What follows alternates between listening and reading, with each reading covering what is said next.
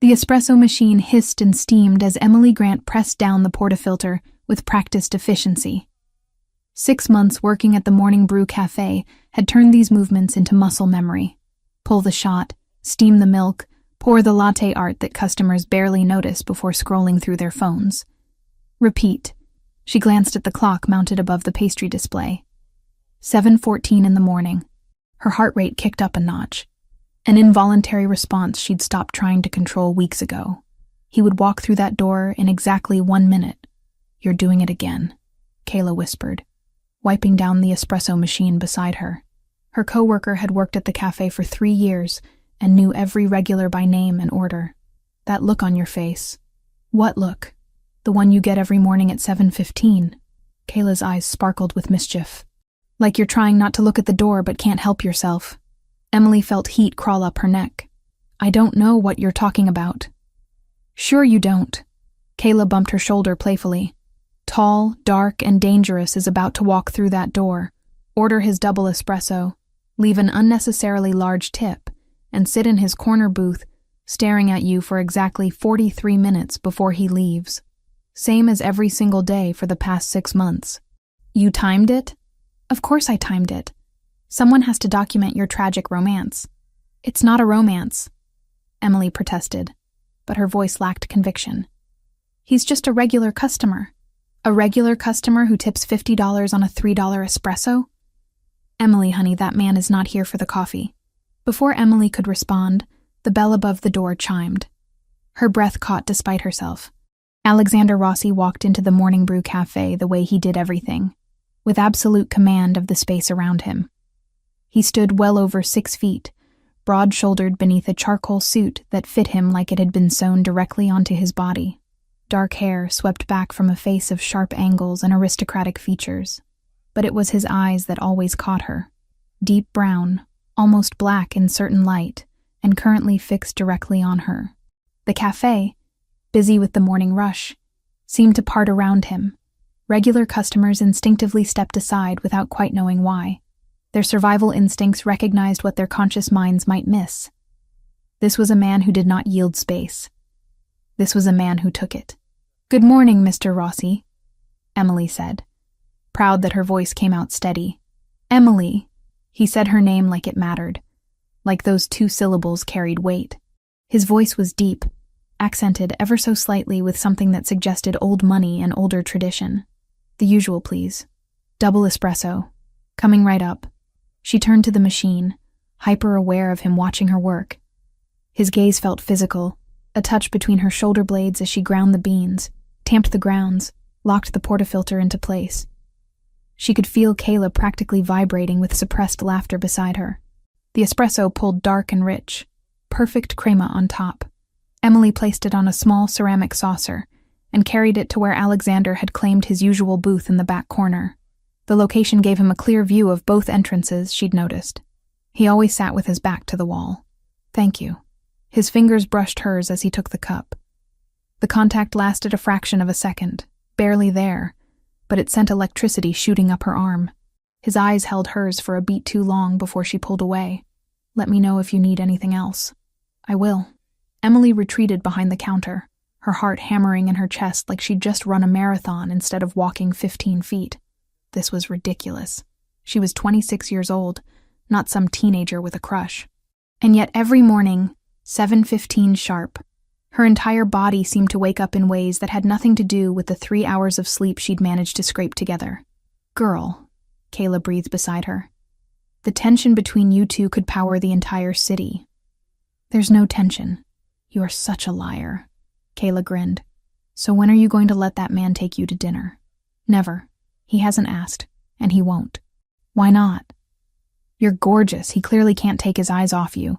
And unless my radar is completely broken, which it is not, that man is very much interested." Emily shook her head, focusing on the next drink order. "You don't understand. Men like that don't date women like me." "Men like what?" Emily lowered her voice, glancing toward the back booth where Alexander sat reading something on his phone, espresso cup cradled in one large hand. "Kayla, we both know who he is." "Everyone knows." The whispers aren't exactly subtle. Kayla's expression sobered slightly. She leaned in closer. Okay, yes. Alexander Rossi is not exactly your average businessman. The Rossi family has a certain reputation. But that doesn't mean he's not a person. A dangerous person. Maybe. But he's never been anything but respectful here. And the way he looks at you? Emily, that's not dangerous. That's interested. Emily wanted to argue, but her phone buzzed in her apron pocket. She pulled it out, glancing at the screen. Her stomach dropped. Unknown number. She knew what that meant. Payment overdue. Don't ignore us. She quickly shoved the phone back in her pocket, forcing a smile as she took the next customer's order. But her hands shook slightly as she made their latte, and she could feel the weight of worry settling back onto her shoulders like a familiar suffocating blanket. 6 months ago, Emily had made a choice. Her mother, Sarah Grant, had been diagnosed with stage 3 breast cancer. The insurance company had approved standard chemotherapy, but denied coverage for a newer experimental treatment that had shown significantly better results. The treatment that might actually save her mother's life. Emily had exhausted every legitimate option. Bank loans denied due to her limited credit history and income. Medical financing companies offered terms she couldn't possibly meet. Fundraising efforts had raised barely $2,000, and her mother was getting sicker by the day. So Emily had done what desperate people do. She'd asked the wrong questions to the right people and found herself sitting across from a man in a back office of a pawn shop, signing papers she barely understood for $15,000. The money had saved her mother's life. The treatment was working. Sarah was in her 8th month of chemotherapy now, and the doctors were cautiously optimistic. The tumors were shrinking. Her mother might actually beat this thing, but the cost was drowning Emily alive. $15,000 borrowed, $20,000 already paid back through 6 months of double shifts, weekend catering gigs, and living on ramen and coffee. And she still owed $30,000 because the interest rates were predatory and completely illegal and absolutely real. The morning rush finally slowed around 10. Emily was wiping down tables when her phone buzzed again. And again. And again. 3 calls in rapid succession, all from blocked numbers. She didn't answer.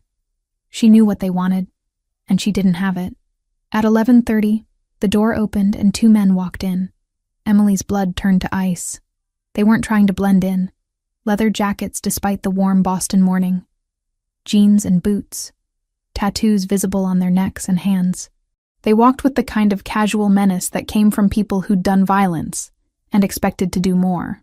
And they walked straight toward the counter. Emily Grant? The taller one asked, though his tone made it clear he knew exactly who she was. Every customer in the cafe seemed to sense something wrong. Conversations died. People stopped stirring their coffee. Yes? Emily's voice came out smaller than she wanted. We have a message from our mutual friends about your outstanding balance. Emily's throat went dry. I told them I need more time. I'm working as much as I can. Time's up, sweetheart. You've had 6 months. You've paid back what you borrowed, sure, but you knew about the interest. You signed the contract. That contract is predatory, Emily said, her voice shaking. I've already paid more than I borrowed. Not our problem. You owe $30,000. We want $10,000 by end of day today. Consider it a good faith payment. I don't have $10,000. I barely have $100. The shorter man leaned against the counter, deliberately invading her space. Then I suggest you figure it out. Call your family, your friends, that pretty coworker of yours. He glanced at Kayla, who'd frozen behind the espresso machine. Maybe she's got some money saved up. Leave her out of this, Emily said quickly. Then get us our money. We'll be back at 6 o'clock tonight, right here. $10,000 or things get ugly for you. Kayla found her voice. You need to leave. This is a place of business, and you're harassing our staff. The taller man turned his attention to Kayla. Brave, stupid, but brave. He took a step toward her.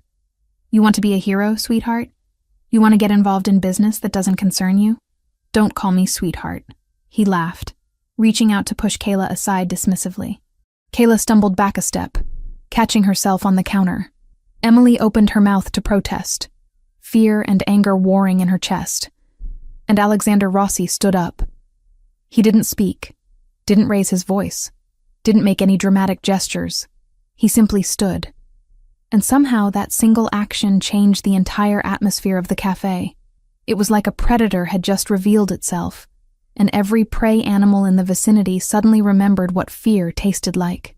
The two men turned toward him. Emily watched their expressions shift from casual menace to something else entirely. Recognition, then fear. "We don't have business with you," the taller man said, but his voice had lost all its earlier confidence. Alexander walked toward them with measured steps. Not rushed, not threatening, just inevitable. When he spoke, his voice was quiet enough that only those nearest could hear, but it carried the weight of absolute authority. "You put your hands on that woman. You threatened this establishment. You created a disturbance that frightened the staff and customers." He paused. "I suggest you leave. Now. And do not return. Look, we're just collecting a legitimate debt. The girl borrowed money. She needs to pay it back." Alexander's expression didn't change, but something in his eyes turned glacial. "I am going to say this once. Leave this cafe. Leave this woman alone. Do not come back. If I have to repeat myself, you will not enjoy the conversation." The shorter man tried to save face. "You don't know who you're talking to. Our organization, I know exactly who you work for. The question is whether you know who you're speaking to." Alexander tilted his head slightly. "Do you?" Silence. Long enough to be uncomfortable. Long enough for the two men to remember rumors they'd heard, warnings from people higher up the chain. Long enough to realize they'd just made a very serious mistake. "We'll go," the taller man finally said. "But the debt doesn't disappear just because you scared us off. She still owes, and our people will collect." They left quickly, the bell above the door chiming cheerfully as if nothing had happened. The cafe remained silent for another beat. Then, slowly, conversation resumed. Customers turned back to their phones and laptops. But Emily stood frozen behind the counter, her entire body trembling. Alexander returned to his booth, picked up his empty espresso cup, and brought it to the counter. He placed it gently on the surface in front of Emily, along with 5 crisp $20 bills and a small black business card with a single number embossed in gold. "Thank you for the coffee," he said quietly, his eyes holding hers. "If you need anything, that number reaches me directly, day or night, any reason." Then he was gone, the door closing behind him, leaving Emily staring at the card in her shaking hands. Kayla materialized beside her, eyes wide. "Do you know who that was? I mean, really know? You said he was Alexander Rossi." "Yes, Alexander Rossi, head of the Rossi family, one of the most powerful crime families in Boston." "Emily, that man just threatened loan sharks on your behalf. Do you understand what that means?" Emily stared at the card. "Simple, elegant, terrifying. What does it mean?" "It means you're on his radar now. It means he's interested. It means your life just got a lot more complicated." Emily slipped the card into her apron pocket. "I'm not calling him. I can't owe people like that favors. Those guys who just left? They're going to report back to whoever they work for. This isn't over. I'll figure it out. I always do." But even as Emily said it, she knew it wasn't true. She was out of options, out of time, out of everything except fear and exhaustion and the growing certainty that things were about to get much worse before they got better. The rest of her shift passed in a haze. The phone calls started around 2. Blocked numbers, over and over. She let them go to voicemail. The messages grew progressively more threatening. "You think your boyfriend can protect you? We know where you live. Tonight. We're coming for what you owe." By the time 6 o'clock came and her shift ended, Emily's hands were shaking so badly she could barely tie her apron. The 2 men from earlier didn't show up at the cafe like they'd promised. Somehow that was worse, not knowing when or where they'd appear next. She walked home through streets that suddenly felt hostile. Every car that slowed made her heart race. Every person who looked at her twice made her wonder if they were following her.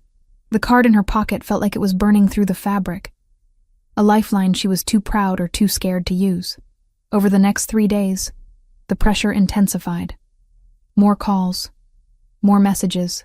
Men she didn't recognize started appearing outside the cafe during her shifts, watching through the windows.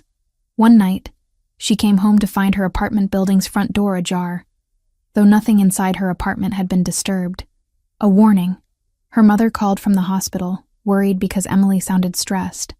Emily lied, said everything was fine, that work was just busy.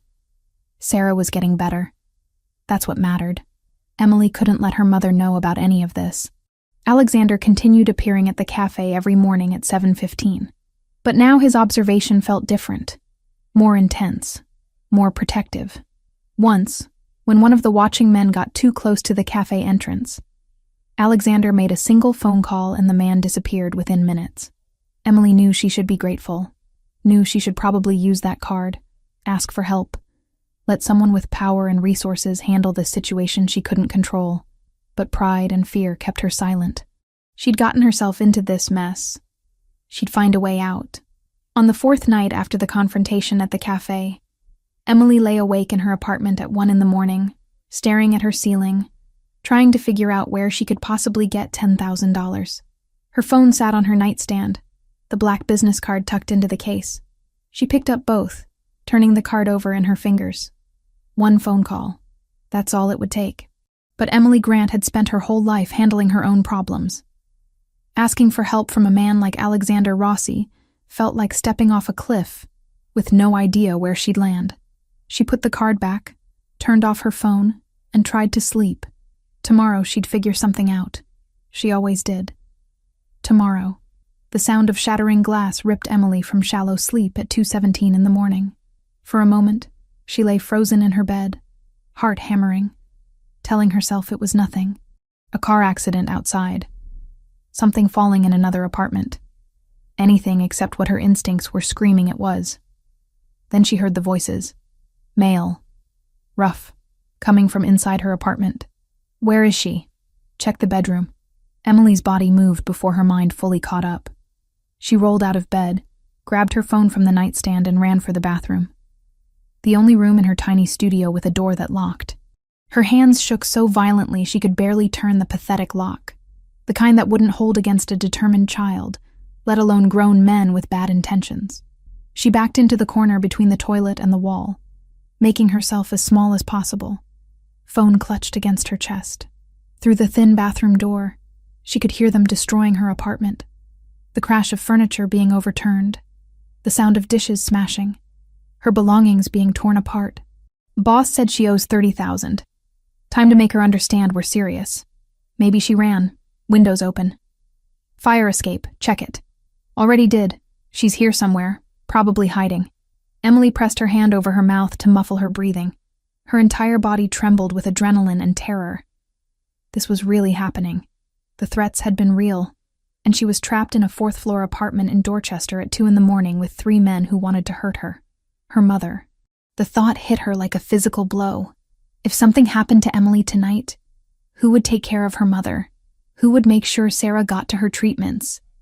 Who would sit with her during the bad days when the chemo made everything hurt? Tears streamed down Emily's face as she listened to the men getting closer. Footsteps moving through her small space.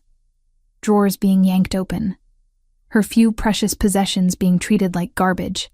Found the bathroom. Doors locked. A fist pounded against the thin wood, making Emily jump so hard she nearly dropped her phone. Emily Grant. The voice was calm, almost pleasant, which somehow made it worse. We know you're in there. Open this door. We just want to have a conversation about your payment plan. Emily couldn't respond. Her voice had abandoned her completely. Fear had stolen every word. I said open the door. The pleasantness evaporated. You've got 5 seconds. Then we break it down, and things get a lot worse for you. 5. Emily's mind raced. She could scream. Maybe someone would hear. Maybe someone would call the police. But this was Dorchester at 2 a.m. People minded their own business. People didn't get involved. 4. She could try to fight, but she was 5'5" and maybe 130 pounds. These were grown men who clearly had experience with violence. 3. The card. The black business card that had been living in her wallet for 4 days. The number she'd stared at every night before, convincing herself she didn't need help. 2. Emily fumbled for her purse, which she'd grabbed from the nightstand when she ran. Her hands were shaking so badly she could barely unzip it. The wallet fell out. Cards scattered across the bathroom floor in the dim light from her phone screen. One. There. The black card with the gold embossed number. She grabbed it, typed the number into her phone with trembling fingers. Her mind went completely blank. What should she say? How did you ask a stranger to save your life? The bathroom door shuddered under the first impact. They were using something heavy. The frame cracked, wood splintering. Emily typed, "Help, 3 men, apartment." Her fingers hit the address, autocomplete filling in the rest. She pressed send and watched the message change from sending to delivered. The door shuddered again. More wood splintered near the lock.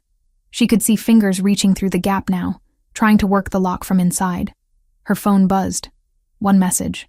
She looked down through tears. "Don't make a sound. 4 minutes. 4 minutes." She had to survive for 4 minutes. "Almost got it," one of the men said from the other side of the door. "Cheap lock. Should have invested in better security, Emily." Another laugh. Another impact. The door frame was giving way. Emily could see more of the main room now through the widening gap. See the destruction they'd caused. Her couch cushions slashed open, stuffing everywhere. Her mother's favorite vase, the blue one her father had given Sarah on their 10th anniversary, shattered into pieces on the floor. That vase had survived her father's death, had survived moving 3 times, had been one of the few things Emily's mother had asked her to keep safe when she went into the hospital. And now, it was destroyed. The lock gave way with a final crack. The door swung open. 3 men filled the doorway, backlit by the harsh overhead light they'd turned on in her apartment. Emily recognized 2 of them from the cafe. The third was older, heavier, with eyes that looked dead, even while he smiled. "There you are," the older man said, stepping into the small bathroom. "Been looking for you, Miss Grant. Trying to avoid us? That's not very polite." Emily couldn't speak, couldn't move. She was pressed so hard against the wall that the cold tile hurt through her thin sleep shirt. "Let me explain how this works," he continued, crouching down so he was eye level with her. His breath smelled like cigarettes and something sour. "You owe us money. A lot of money. You've been dodging our calls. You got your boyfriend to scare off our collectors. That was disrespectful. So now we're here to teach you about respect." "I don't have the money," Emily whispered. "I told you. I need more time." "Time's up. We've been patient. 6 months patient. But you made us look bad in front of that cafe full of people. You embarrassed us. So now the price has gone up. 50,000. 50? But you said 30? That was before. Now it's 50. Call it interest. Call it a penalty fee. Call it whatever you want. You've got until tomorrow night to get us $50,000, or we start taking payment in other ways." One of the younger men leaned against the doorframe. "Pretty girl like you. Lots of ways to work off a debt." Emily's stomach turned. The full horror of her situation crashed over her. These men weren't just going to hurt her. They were going to do much worse. And no one was coming to help. No one even knew she was in trouble, except, how long had it been? 3 minutes? 4? "Here's what's going to happen," the older man said, pulling out a lighter from his pocket. "You're going to call someone. Your mother, a friend, someone from that cafe. Someone who can get us $50,000 by tomorrow night. And while you make those calls, my associates are going to help you understand how serious we are about collecting." He flicked the lighter. The small flame danced in the darkness.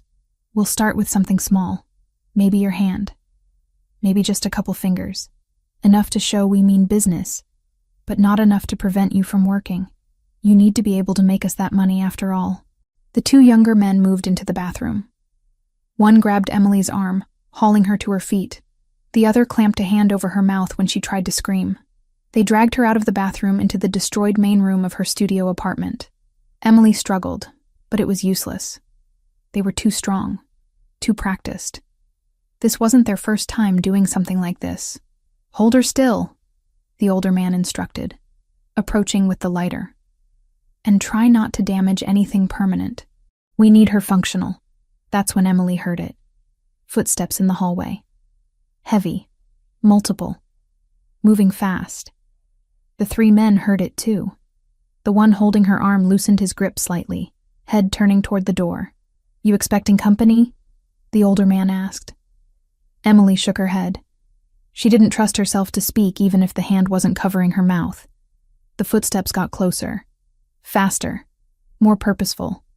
Not the shuffling of a sleepy neighbor. These were tactical movements. Professional. And then her apartment door, already damaged from their forced entry earlier, exploded inward with such violence that it flew completely off its hinges. The crash was deafening in the small space. Wood and metal clattered across the floor. Men poured through the opening. Not 3. Not 5. At least a dozen, all dressed in black tactical gear, all carrying weapons that looked military grade. They moved with practiced efficiency, spreading through the tiny apartment in seconds, securing every corner, every angle. The 3 loan sharks released Emily immediately. The younger 2 raised their hands.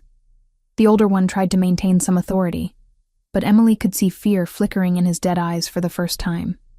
And behind all the tactical team members, walking through the chaos with absolute calm, came Alexander Rossi. He wore the same clothes from earlier that day, though he'd lost the suit jacket and rolled up his sleeves. His dark eyes swept the room in one comprehensive glance, taking in everything.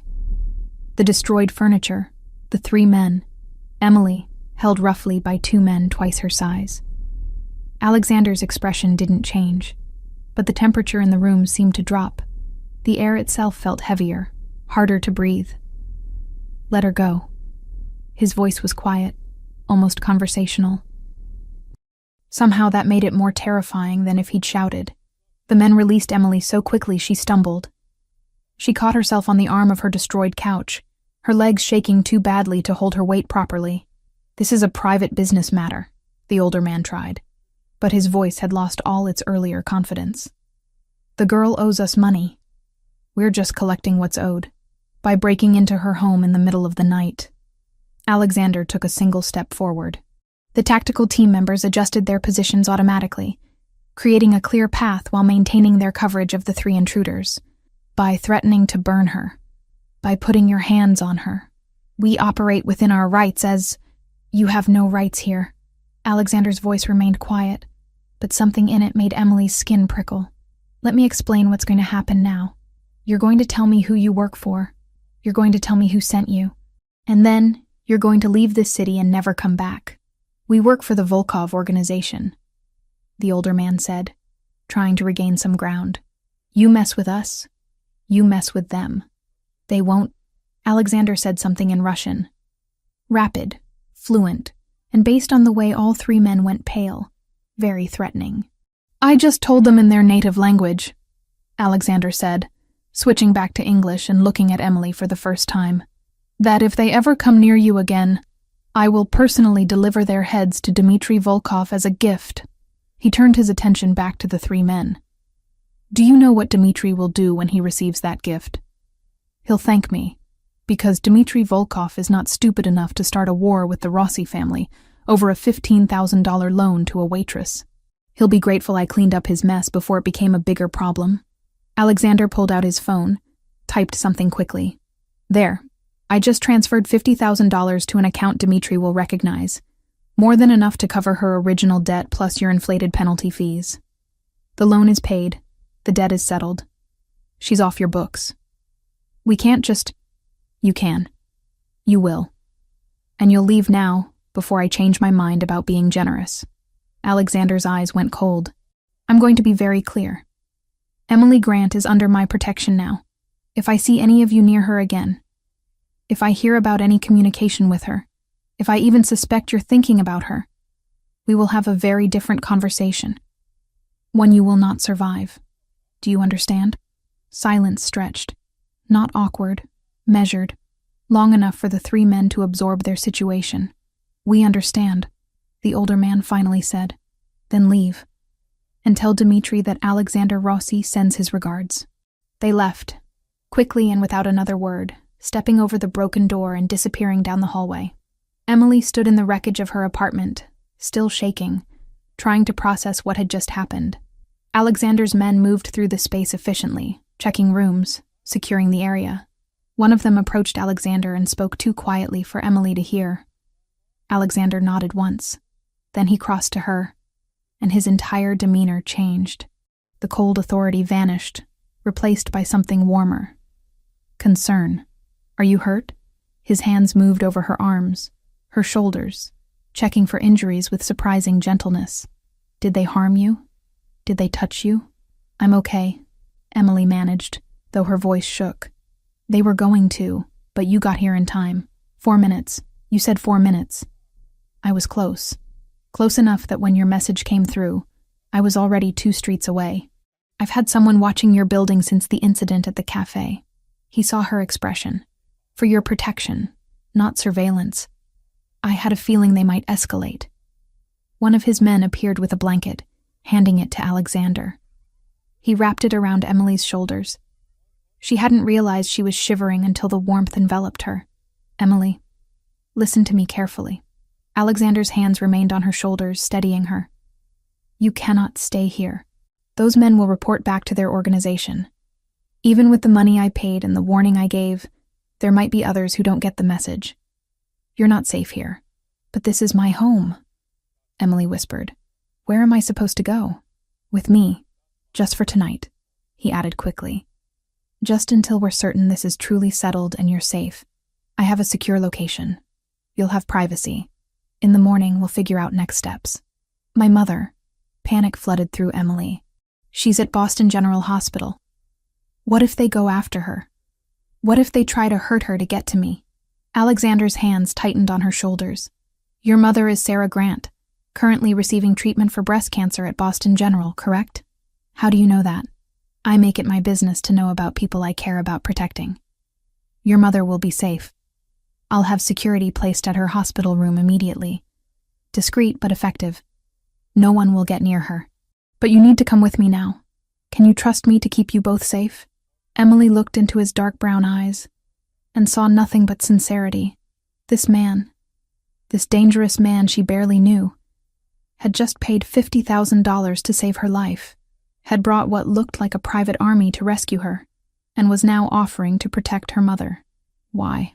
The question came out barely above a whisper. Why are you doing all this for me?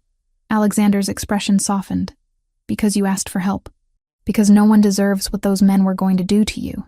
Because I couldn't stand by and do nothing. He paused. Is that reason enough for now? It wasn't. It didn't explain anything. But Emily was too scared. Too exhausted. Too overwhelmed to push for more. She nodded. Good.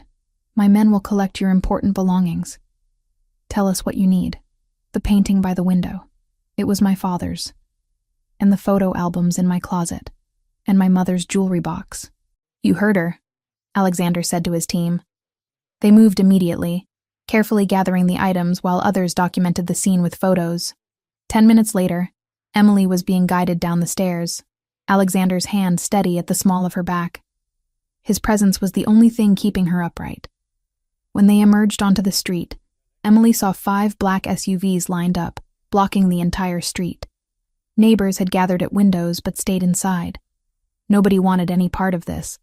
Alexander opened the rear door of the middle SUV himself, helped Emily inside. The interior was luxurious. Leather seats, perfect climate control. Even the air smelled expensive. He slid in beside her. The door closed with a heavy, secure sound. Through tinted windows, Emily watched her building, her home for 3 years, recede as they pulled away. Where are we going? She asked quietly. Somewhere safe, somewhere you can rest without fear. Alexander's voice was gentle. I promise you, Emily. You're safe now. Emily leaned back against the seat, exhaustion crashing over her. Her eyes drifted closed. The last thing she felt before sleep claimed her was warmth being draped over her. Alexander's suit jacket settling over the blanket. Take us home, she heard him say softly. And call ahead. Tell Teresa we have a guest who needs care. Home. Emily didn't have one of those anymore. But as consciousness faded, she thought maybe that would be okay, at least for tonight. Sunlight filtered through curtains the color of champagne, soft and golden, and completely unfamiliar. Emily's eyes opened slowly, confusion clouding her thoughts before memory rushed back in a flood. The break-in. The men. Alexander arriving with armed soldiers, the drive through dark streets. She sat up quickly, taking in her surroundings. The room was beautiful in an understated way. Cream walls, elegant furniture that looked antique but carefully maintained. A window seat overlooking what appeared to be a private garden below. Her father's painting hung on the wall across from the bed, perfectly mounted as if it had always belonged there. Her mother's jewelry box sat on the dresser beside framed photographs from her apartment. Someone had unpacked her life with care. Emily wore the same clothes from last night, wrinkled and smelling faintly of fear. On the chair beside the bed lay fresh clothing, gray pants and a coral blouse, both still bearing tags, both looking exactly her size. Before she could process any of this, a soft knock sounded at the door. "Miss Grant?" A woman's voice, older and warm. "Are you awake? May I come in?" "Yes," Emily managed, her throat dry as sand. The door opened to reveal a woman in her early 60s with silver-streaked dark hair pulled into a neat bun. She wore simple but quality clothes and carried a genuine smile. In her hands was a tray with water, orange juice, and toast. "Good morning. I'm Teresa. I manage Mr. Rossi's household." She set the tray on the bedside table. "I thought you might be thirsty when you woke. How are you feeling?" "I don't know," Emily answered honestly. "Confused, scared." "Where am I exactly?" "Mr. Rossi's private residence in Beacon Hill. You're completely safe here, I promise. This building has excellent security." Teresa poured water into a crystal glass and handed it to Emily. "Drink, dear. You look like you need it." Emily drank gratefully, the cool water soothing her parched throat. When she finished, panic hit her like a physical blow. "My mother. She's at Boston General Hospital. Is she safe? Did those men—" "Your mother is perfectly safe," Teresa said gently, sitting on the edge of the bed. "Better than safe, actually. Mr. Rossi had her transferred early this morning to Massachusetts General Hospital. Much better facilities. She has a private room now, and a private oncologist overseeing her care. Dr. Catherine Wells, one of the best in the city. All expenses are covered, and there's a nurse with her around the clock." Emily felt tears spring to her eyes. "He did that already? It's only been a few hours. Mr. Rossi is very efficient when he decides to help someone. Your mother is comfortable. Her treatment continues without any interruption, and she's been told that her insurance finally approved the upgrade. She doesn't need to worry about anything except getting better." The tears spilled over. Emily couldn't stop them. 6 months of carrying impossible weight. 6 months of drowning slowly. 6 months of being so scared and alone. And suddenly someone had lifted it all. Relief and gratitude and overwhelming emotion crashed through her chest. Teresa produced a tissue and patted Emily's shoulder with maternal comfort. "There now. It's all right to cry, sweetheart. You've been through quite an ordeal. Let it out." Emily cried for several minutes while Teresa sat beside her, one hand rubbing gentle circles on her back. When the tears finally slowed, Emily wiped her eyes and took a shaky breath. "I'm sorry. I don't usually fall apart like this. You have nothing to apologize for. You were attacked in your home. Anyone would be shaken." Teresa stood and gestured to the clothes. "Why don't you take a shower and change into something fresh? The bathroom is through that door. Take your time. When you're ready, Mr. Rossi would like to speak with you. He's been waiting since dawn to make sure you're all right." The bathroom was as luxurious as the bedroom. Marble surfaces, a shower large enough for 3 people, towels so thick and soft they felt like clouds. Emily stood under hot water for a long time, letting it wash away the fear and grime of the previous night. The clothes fit perfectly. The coral blouse was a color she never would have chosen for herself, but somehow looked right against her skin. She dried her hair, pulled it into a simple ponytail, and studied her reflection. She looked different, changed somehow by everything that had happened. When she emerged, Teresa was waiting in the hallway with another warm smile. "Much better. Come, I'll take you to Mr. Rossi." The apartment was enormous, not gaudy, but spacious in a way that spoke of serious wealth. High ceilings, hardwood floors, artwork that looked original. They passed a formal dining room, a study lined with books, a kitchen that would make any chef weep. Finally, Teresa led her to a large living space with floor-to-ceiling windows overlooking the city. Alexander stood by those windows, dressed casually in dark jeans and a white button-down with rolled sleeves. His hair was slightly damp. When he turned at their approach, Emily saw dark circles under his eyes. He hadn't slept. "Emily," he said her name with visible relief. "How are you feeling?" "Better. Thank you for the clothes and for my mother." Her voice cracked. "Teresa told me what you did. I don't know how to thank you." "You don't need to thank me. I'm glad you're safe. Would you like coffee? Breakfast?" "Coffee would be wonderful." "I'll bring a fresh pot," Teresa said, disappearing toward the kitchen. Alexander gestured to the sofa. "Please sit. I imagine you have questions." Emily settled onto the cream-colored sofa, hands folded tightly in her lap.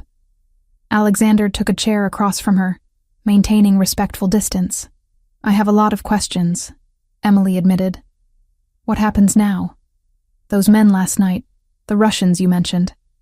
Are they really going to leave me alone?" Alexander's expression grew serious.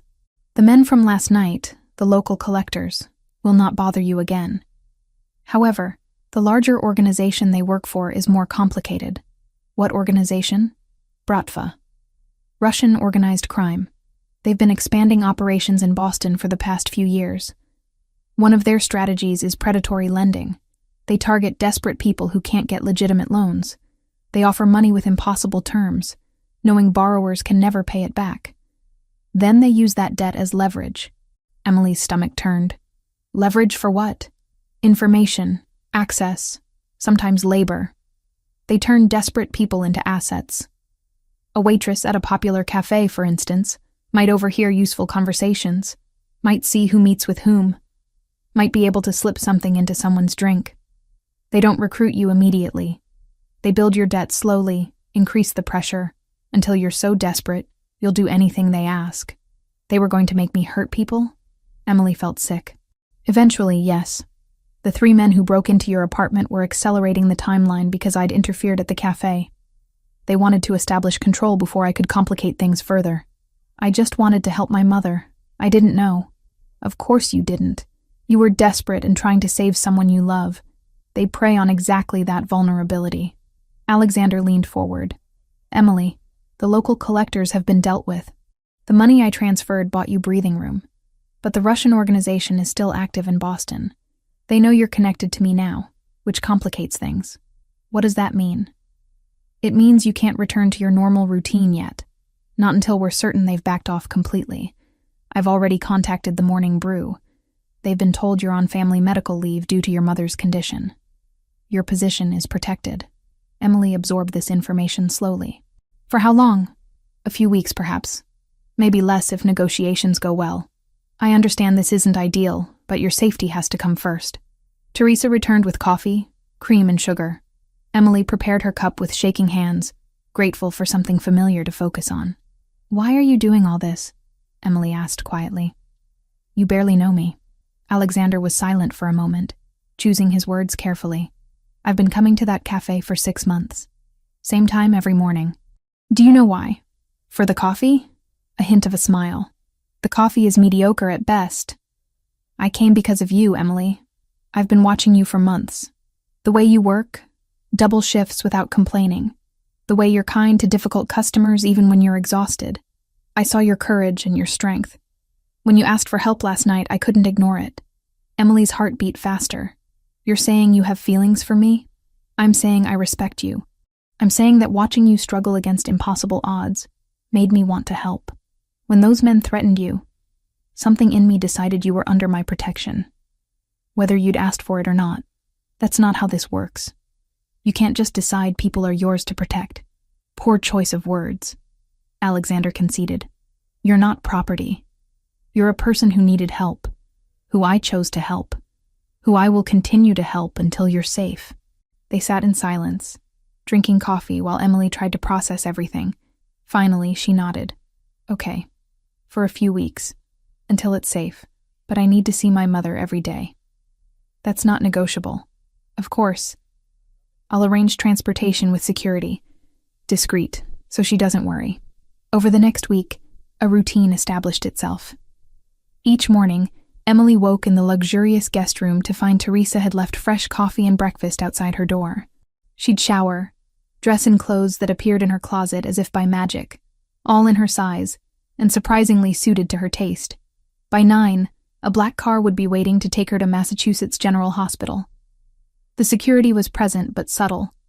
Just a driver who stayed with the car, occasionally another man who positioned himself in the hospital lobby.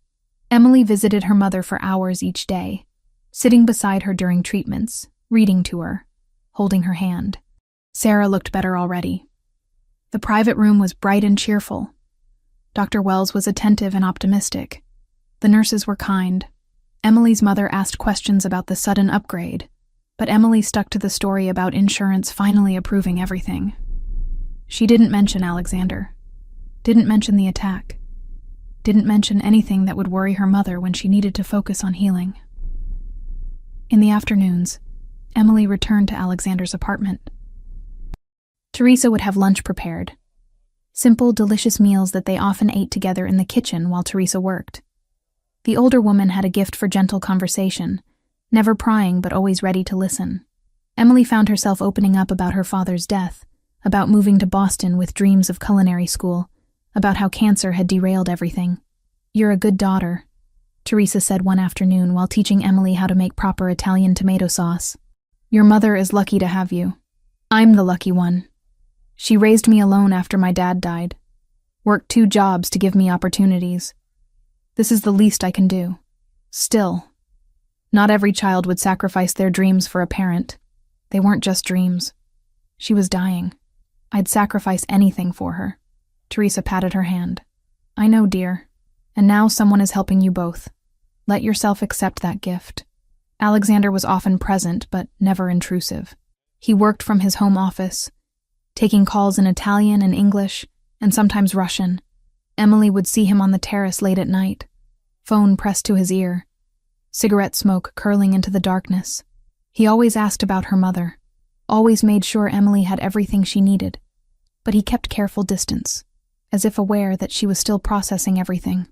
On the 4th day, Emily ventured into the kitchen late at night, unable to sleep.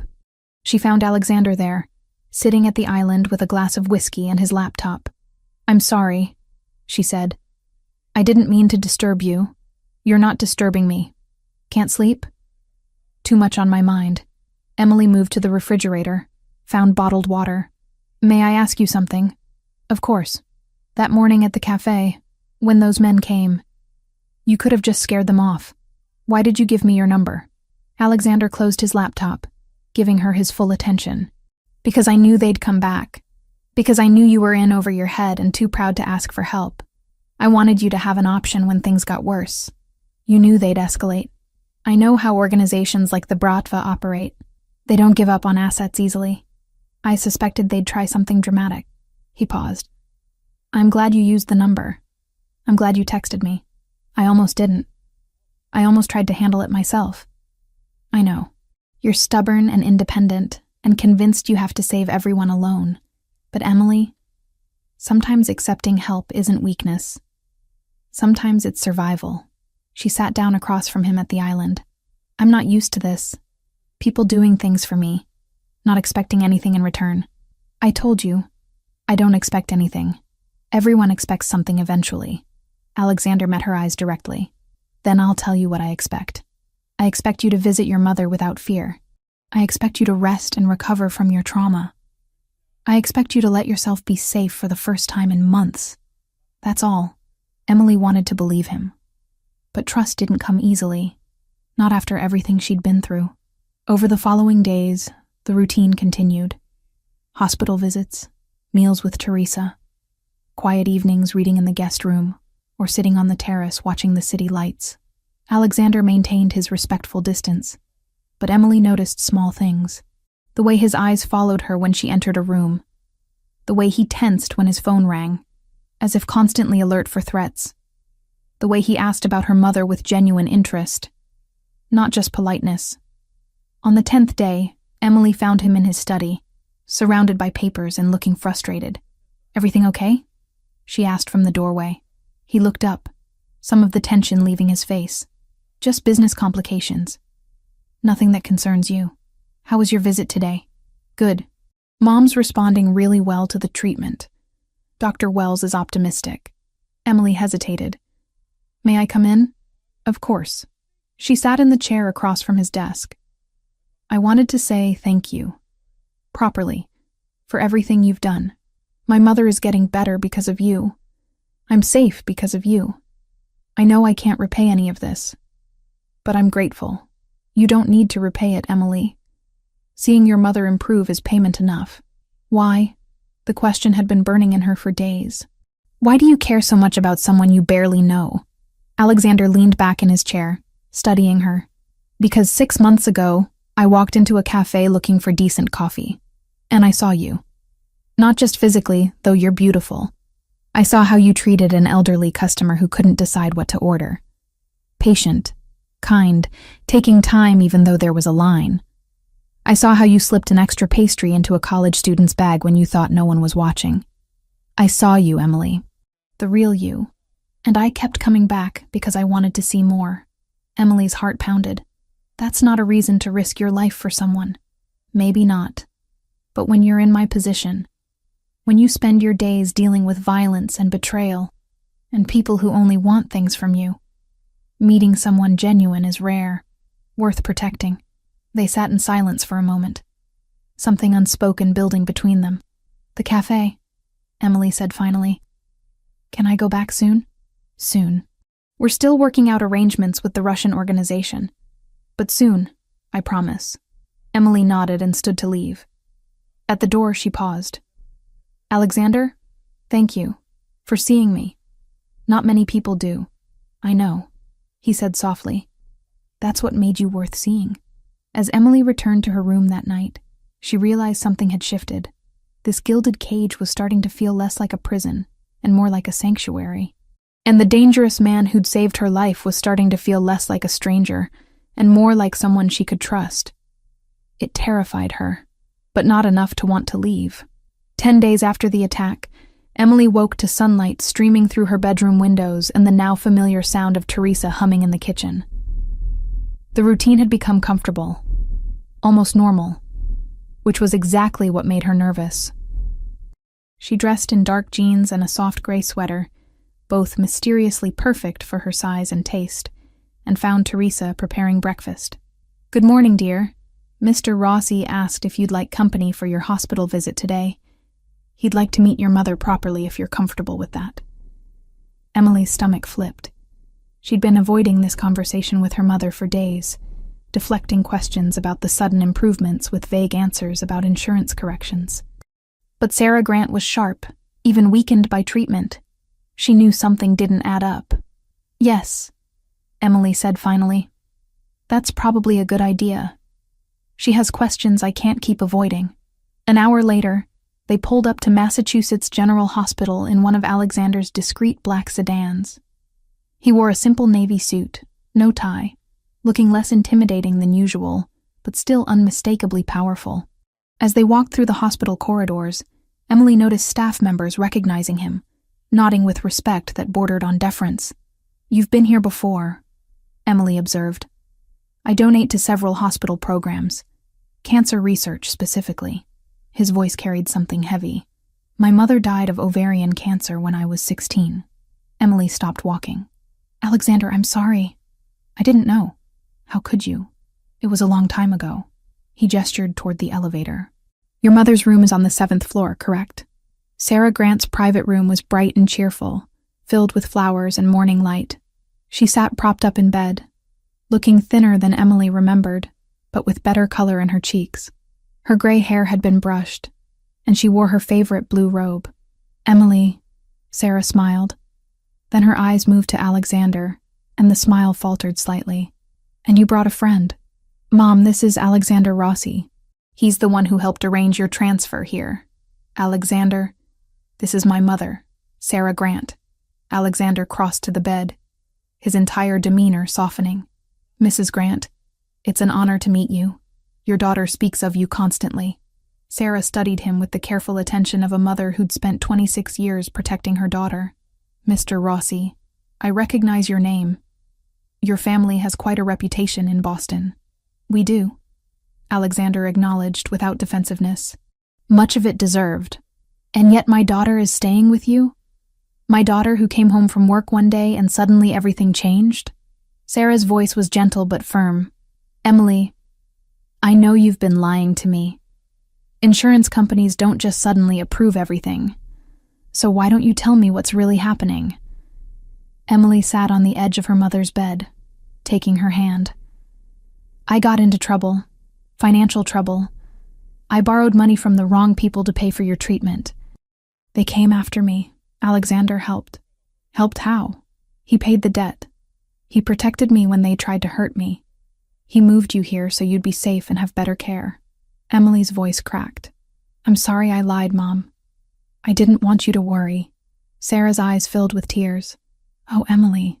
Baby, what did you do? What I had to. You were dying. The treatment you needed wasn't covered. I couldn't just watch you die. So you put yourself in danger for me? I'd do it again. 1,000 times. Sarah looked at Alexander, who stood quietly a few feet away, giving them space. And you? Why would you help my daughter? What do you want from her? Nothing, Alexander said simply. She needed help. I provided it. That's all.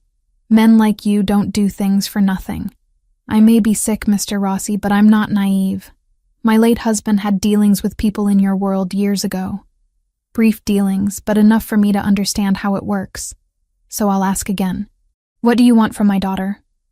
Alexander moved closer, his expression serious. Mrs. Grant, your husband's name was Robert Grant. He worked as an accountant for the Moretti family for approximately 8 months in 1995. He left that employment when you became pregnant and never looked back. He was a good man who made one mistake and spent the rest of his life making up for it.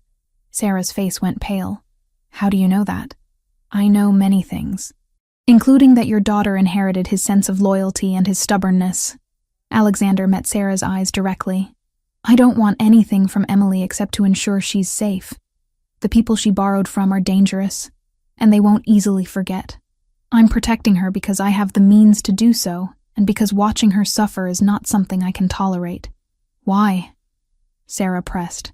Why do you care about a waitress you barely know? Because she's not just a waitress. She's brilliant and brave and has spent 6 months working herself to exhaustion for you. Because she deserved better than to be preyed upon by criminals. Because I could help. So I did. Sarah held his gaze for a long moment, reading something there that Emily couldn't see. Finally, she nodded. Promise me something, Mr. Rossi. Promise me you'll protect her. Really protect her. Not just from the people she borrowed from, but from your world, too. She's all I have. I promise, Alexander said solemnly. On my mother's memory, I will keep her safe. The weight of that promise hung in the air. Sarah seemed to relax slightly, some tension leaving her shoulders. Thank you, she said quietly. For everything. The medical care, the protection. I can't repay you. You don't need to. Focus on getting better. That's payment enough. They visited for another hour, Sarah asking questions about Emily's routine, making sure her daughter was eating properly and sleeping enough. Alexander answered when appropriate, his manner respectful and surprisingly gentle. By the time they left, Emily could see her mother's approval. Cautious but real. In the car, Emily was quiet, processing everything that had been revealed. You investigated my father, she said finally. I investigate everyone I become involved with. It's not personal, just practical. What else do you know about him? That he died in a car accident when you were 12. That he left you and your mother with minimal life insurance and a mortgage. That your mother worked as a nurse and a weekend receptionist to keep you both afloat. That you were a straight-A student who gave up a scholarship to culinary school to help with bills. Alexander glanced at her. I know your whole story, Emily.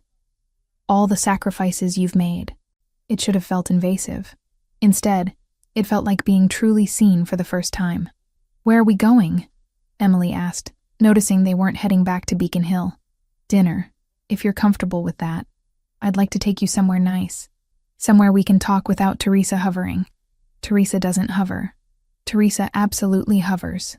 She likes you. The restaurant was small, tucked into a side street in the North End. The kind of place tourists would never find.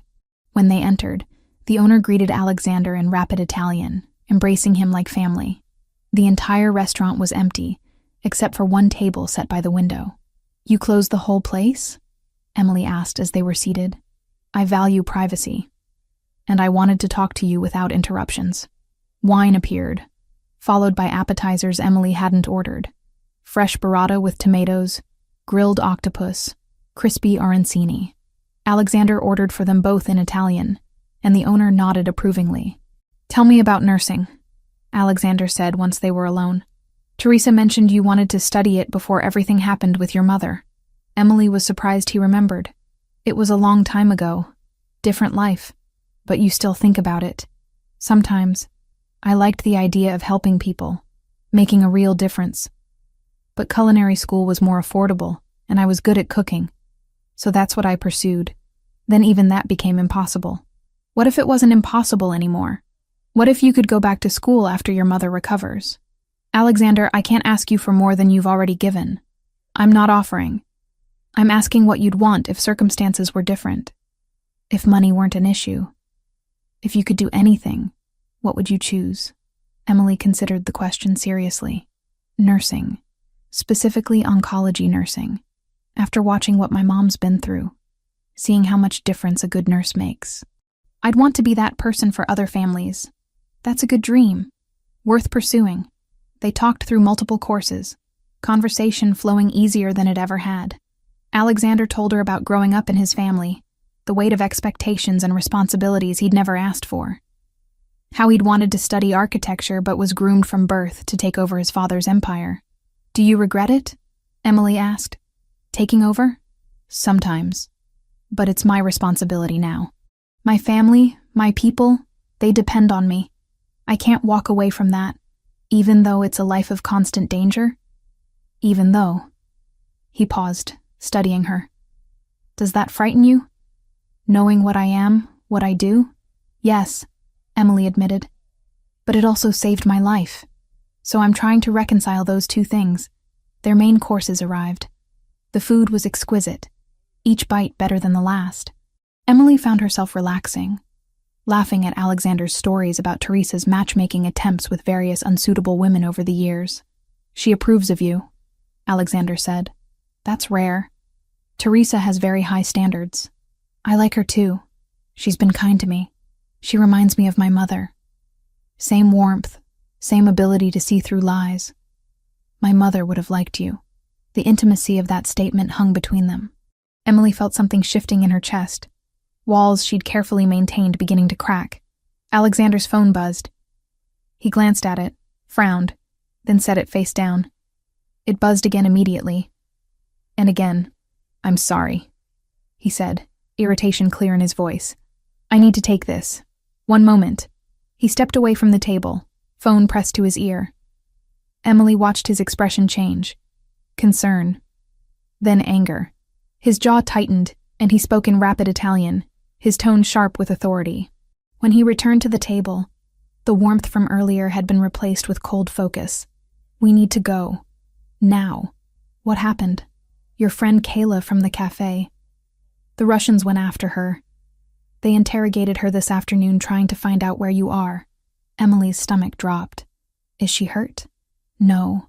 One of my people was watching the cafe and intervened. But this is my fault. I should have placed protection on her immediately.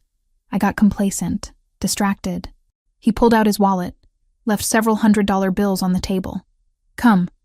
We're going back to the apartment, and I'm arranging security for your friend." In the car, Emily couldn't stop shaking. "This is because of me. They hurt her because of me. They didn't hurt her. My people stopped it before that could happen. But you're right that she's in danger because of her association with you." Alexander was already on his phone, issuing rapid orders. "I want 24-hour protection on Kayla Morrison. Discreet but constant. And find out who gave the order to approach her. I want names. I need to call her. I need to make sure she's okay." "Not yet. Let me secure the situation first. Then you can call her. I promise."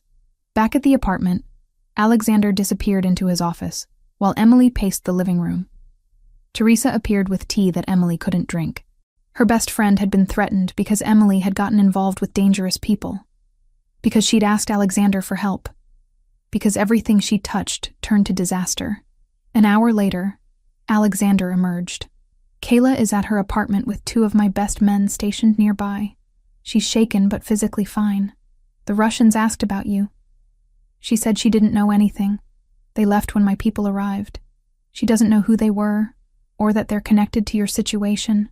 I need to talk to her. Tomorrow. Tonight, she thinks some random men harassed her, and security from the building scared them off. Let her process that. Tomorrow you can call and check on her. But Emily, she's safe now. I've made that very clear to the Bratva. Anyone who touches her answers to me. Emily sank onto the couch, guilt crushing her chest. Everyone around me gets hurt. My mother almost died. Kayla got threatened. How many more people are going to suffer because I'm in your life? Alexander sat beside her, not touching, but close. This isn't your fault. You didn't create this situation. Predatory criminals did, and I chose to involve myself. Any consequences are mine to handle. But Kayla is protected now. Will remain protected until this is completely resolved. I won't let anything happen to her. Emily looked at him, seeing the exhaustion in his eyes for the first time. The weight he carried constantly, the vigilance that never stopped. He'd been protecting her for nearly 2 weeks, managing his business and her safety, and now Kayla's safety simultaneously. And still, he blamed himself for not doing more. You can't protect everyone all the time, she said softly. You're not superhuman, Alexander. Even you need rest. Rest is a luxury I can't afford right now. They sat in silence for several minutes. Then Emily stood. I'm going to bed. Thank you for dinner, and for protecting Kayla. I know I keep saying thank you, but I don't know what else to say. You don't need to say anything. Emily went to her room but couldn't sleep. She lay in bed staring at the ceiling, thinking about Kayla, about her mother, about Alexander, and the impossible situation they were all trapped in. Around 3 a.m, she gave up and wrapped herself in a robe, padding quietly through the dark apartment. She found Alexander on the terrace. He stood at the railing, a glass of scotch in one hand, cigarette in the other, staring out at the glittering city below. He'd changed into jeans and a dark shirt, and the city lights cast shadows across his face. Can't sleep either? He asked without turning. Too much in my head. Emily joined him at the railing, maintaining a careful distance. Do you ever stop? The constant vigilance, the protection, the managing of threats? No. That's the job. The second I stop paying attention, someone gets hurt. Like tonight with Kayla. He took a drag from his cigarette. I should have anticipated they'd go after people connected to you.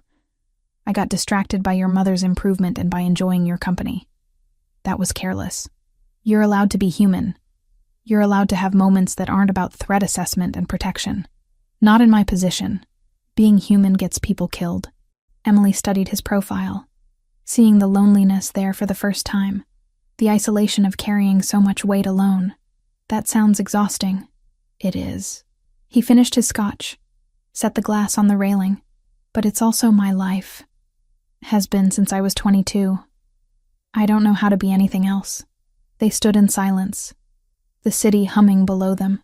Emily felt something shifting between them, some barrier lowering.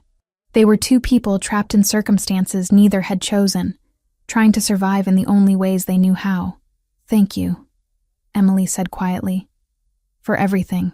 I know I keep saying it, but you've given me back my life. My mother's life. That's not something I can ever truly repay. I told you. I don't want repayment. Alexander finally looked at her, his dark eyes reflecting the city lights. I just want you safe. That's all I've ever wanted. The weight of his words settled between them. Emily knew she should go back inside, put distance between them, protect herself from getting more tangled in this dangerous man's world. But she didn't move. Neither did he. They stood together on that terrace until dawn began to lighten the sky. 2 people bound by circumstances and choices, and something neither was ready to name yet, connected by trauma and gratitude, and the tentative beginning of trust. 2 weeks had passed since Emily first arrived at Alexander's Beacon Hill residence. The guest room no longer felt temporary. Her belongings had found homes in drawers and on shelves. The morning routine with Teresa had become comfortable, and her mother's health continued improving, Dr. Wells growing more optimistic with each passing day. Sarah's chemotherapy cycle would end in 3 weeks, and the scans showed remarkable progress. But something else was changing too. Something Emily had been trying very hard to ignore. The tension between her and Alexander had shifted from careful politeness to something electric, something dangerous in its own way. It started small, his hand brushing hers when he passed her coffee, her fingers lingering on his arm when he showed her something on his laptop, the way their eyes would meet across the room and hold just a beat too long. There were almost kisses, moments when they'd find themselves too close, breath-catching, leaning in before one of them pulled away. Usually Alexander, maintaining that respectful distance he'd held since the beginning, but Emily saw the way his jaw tightened with restraint, saw the heat in his dark eyes before he'd step back and excuse himself. It was driving her slowly insane. Teresa noticed, of course. The older woman noticed everything. She'd taken to leaving them alone more often, finding reasons to run errands or visit family across town, creating opportunities Emily wasn't sure she was ready for. One afternoon, Emily discovered art supplies in the study. Professional-grade oils, canvases, brushes still in their packaging. She found Alexander reading in the living room. "Did you buy these?" she asked, holding up a sable brush that probably cost more than her monthly rent used to. "Teresa mentioned you liked to paint. Before everything happened with your mother, I thought you might want to start again. Alexander, this is too much. These supplies are expensive. So paint something expensive with them." He smiled. "You're living in my home with nothing to do while I work. I thought you might enjoy having a creative outlet." Emily wanted to argue, but the truth was, she'd missed painting desperately. Missed the meditative focus of mixing colors, building layers, losing herself in creation. She hadn't had time or money for art in over 2 years. "Thank you," she said finally. "This is incredibly thoughtful." She set up in the study, using the large desk by the window for workspace. The first few attempts were rusty, her hand remembering techniques her mind had half forgotten. But by the 3rd day, she found her rhythm again. She painted Boston at dawn, the city she saw from Alexander's terrace each morning, the gold and pink light, the buildings emerging from darkness. Alexander began spending time in the study while she worked, sitting in his chair with his laptop or papers, conducting business in Italian or English while she painted. She was acutely aware of him watching her sometimes, studying her with an intensity that made her skin flush hot. But it wasn't uncomfortable. If anything, his presence helped her focus, grounded her. "You're talented," he said one evening after she'd finished a particularly complex section of sky. "Really talented. This should be in a gallery." "It's just a hobby. It's more than that." "This is art, Emily. You have a gift." The compliment warmed her more than it should have. She was still cleaning brushes when his phone rang, the tone sharp and urgent. Alexander answered in Italian, his expression darkening with each passing second. He stood abruptly, switching to rapid-fire commands that Emily couldn't follow. When he ended the call, tension radiated from every line of his body. "What happened?" Emily asked. "Coordinated attack on 3 of my properties, warehouses in Southie. This wasn't random, it was planned. I need to handle this personally." He was already moving, pulling on his suit jacket, checking something on his phone. "You'll stay here with security. 6 men will be stationed around the apartment. Don't open the door for anyone except Teresa. Understand? How long will you be gone?" "I don't know. However long it takes." He paused at the door, looking back at her. "Emily, stay inside. Don't go anywhere. Promise me." "I promise. Be careful." Something flickered in his eyes. Then he was gone, the door closing with finality behind him. The apartment felt different without Alexander. Larger, emptier. Emily tried to paint but couldn't focus. She tried reading, watching television, anything to pass the time. The 6 security men were discreet but present, their positions around the building obvious to her, now that she knew to look for them. Hours crawled by. 6 became 9, became 12. Emily called the hospital to check on her mother, who was sleeping comfortably according to the night nurse. She picked at the dinner Teresa had left before going home for the evening. She paced the living room, watching the city lights and trying not to imagine all the ways this could go wrong. At 8 in the evening, Emily was in the study attempting to work on her painting when the phone on Alexander's desk rang. His landline, which she'd never heard ring before. She stared at it, uncertain if she should answer. It rang 4 times, then stopped. Then started again immediately. On the 3rd ring, Emily picked up. "Hello?" A man's voice speaking rapid Italian. She caught maybe 1 word in 5 from the semester of Italian she'd taken in college. But certain words stood out. Rossi, location, and what sounded like an address in Beacon Hill. Emily's blood ran cold. Someone was discussing Alexander's home address. Someone was talking about her location. She grabbed a pen and notebook, scribbling down what she could understand, numbers that might be an address. A time, maybe 10 o'clock, and one phrase she recognized from cooking shows. La sorpresa, the surprise. The man seemed to realize no one was responding. He said something sharp, questioning. Emily quietly set the phone down without hanging up and backed away from the desk. There was a traitor. Someone with access to Alexander's private line. Someone who knew she was here. Someone passing information to enemies. She needed to tell Alexander. But his phone had been going straight to voicemail for hours, probably turned off or destroyed during whatever was happening at the warehouses. She called his main number again. Still nothing. Emily spent the next several hours going through everything she could remember. The voice on the phone had been familiar somehow, like she'd heard it in the background of Alexander's conversations before. She wrote down every detail she could recall, trying to piece together what it meant. At 3 in the morning, she heard the front door open. Emily rushed out of the study to find Alexander returning, surrounded by 2 of his men. His shirt was torn. Blood stained his left sleeve, but he was walking, talking, giving orders to his team. "Alexander," Emily breathed, relief flooding through her. "You're hurt." "It's nothing. Superficial." He noticed her expression, the notebook clutched in her hands. "What's wrong? Did something happen here?" "Someone called your landline. Spoke in Italian. I only understood some of it. But Alexander, they were discussing this address. And a time. And they mentioned surprise." She handed him the notebook with her hurried notes. "I think there's a traitor. Someone with access to your private information." Alexander went very still, reading what she'd written. His jaw tightened dangerously. "You're sure about this? The exact words?" "As sure as I can be with my limited Italian. But yes, I'm certain they were discussing your home and my location here."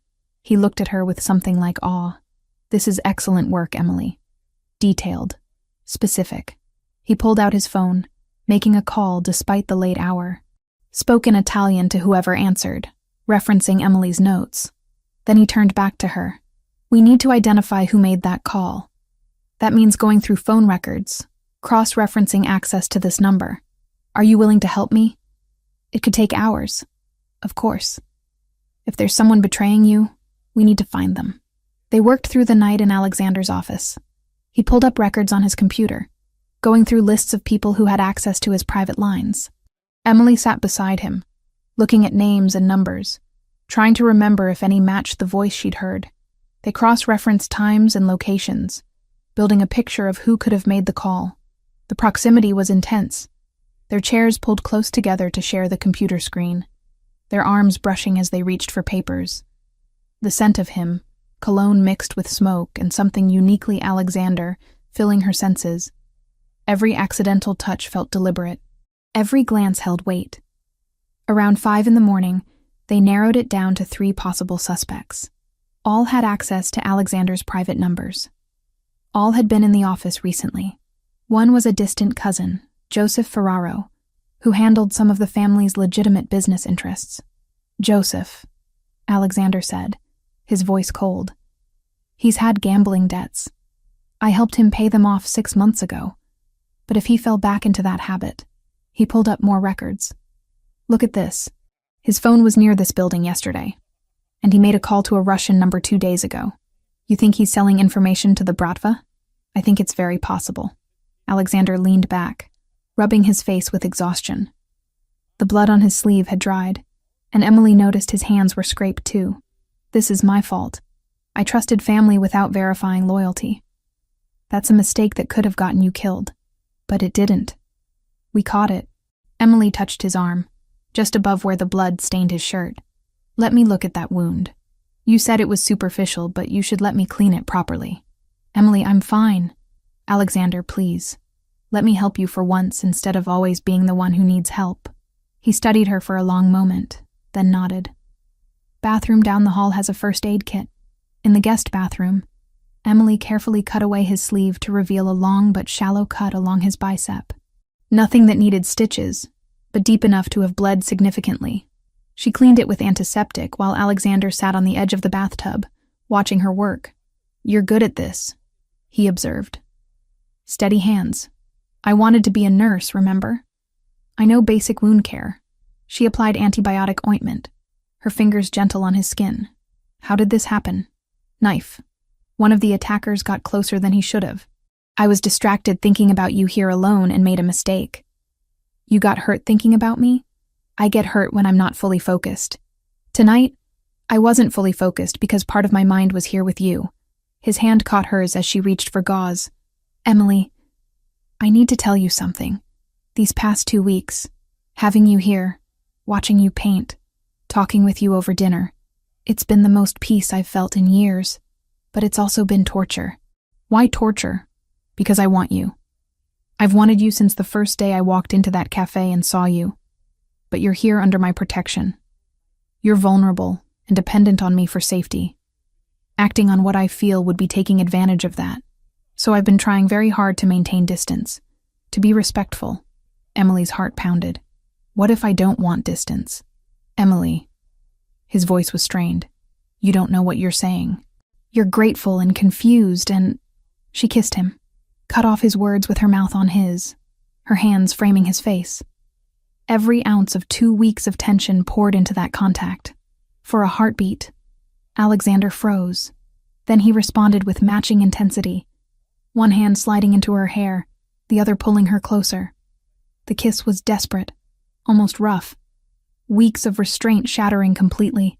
When they finally broke apart, both breathing hard, Alexander pressed his forehead to hers. We shouldn't do this.